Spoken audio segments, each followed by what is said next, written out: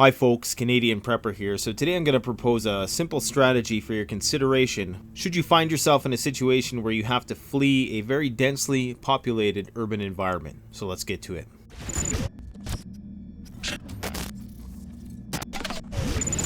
Alright, so the strategy I'm going to introduce to you today is quite simple. And it's all about the path of least resistance. Now, most people and animals tend to take the path of least resistance.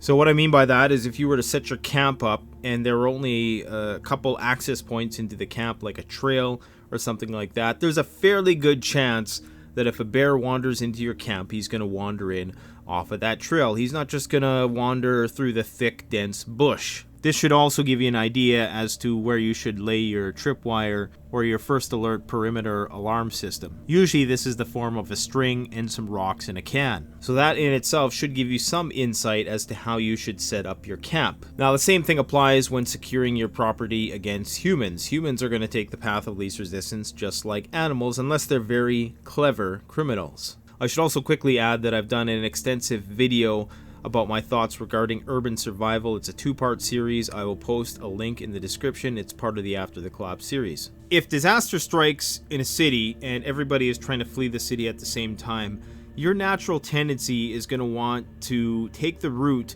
which you think is the fastest route to get out of town. You know, in any of these disaster movies, the cliche dialogue is always the same. What's the fastest way to get out of Dodge type thing?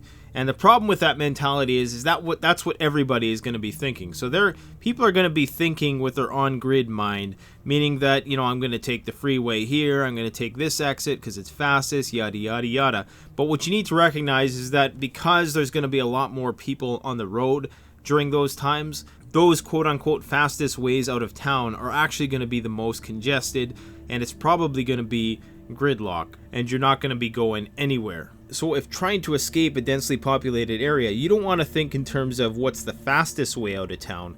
You want to think in terms of what's the slowest way out of town. Because in this situation, the slowest route out of town is actually going to be the fastest because you're going to avoid the most traffic. You want to totally avoid the congested main streets at all costs. You want to use things like back alleys, residential streets, grid roads, ditches, train tracks. So you have to be more unorthodox in your thinking. Planning an escape route in advance is a good idea, but just as a general rule, if you, for whatever reason, aren't able to plan that escape route in advance, you want to turn off that part of your brain that is trying to get through rush hour traffic to get home from work. Recalibrate your thinking to take the path of greatest resistance, because in this instance, the path of greatest resistance, that is going through back alley after back alley, is going to be much faster than sitting there gridlocked on the main drag. Now you may find yourself on a coastal city or an island type city where it's locked in by bridges, and in that case you pretty much are screwed, but you can still apply this strategy up into the point of actually getting to the bridge. Crossing the bridge, of course, is going to be another story. Now in some extremely densely populated urban environments, this strategy is not going to work either. The only real alternative is going to be by bicycle, by motorcycle, or by foot. And in that instance, ideally you would have a bug out vehicle somewhere on the outskirts of the city. You could have it at a friend's house, you could have it in storage. There are lots of properties who will allow people to park vehicles on their property for an annual fee. Usually these are just RVs and stuff like that, but that's another option to consider. So what do you guys think of this path of greatest resistance concept in terms of escaping and evading a densely populated urban environment after SHTF? Let me know in the comment section. Don't forget to like, comment, subscribe. Thanks for watching. Canadian Prepper out.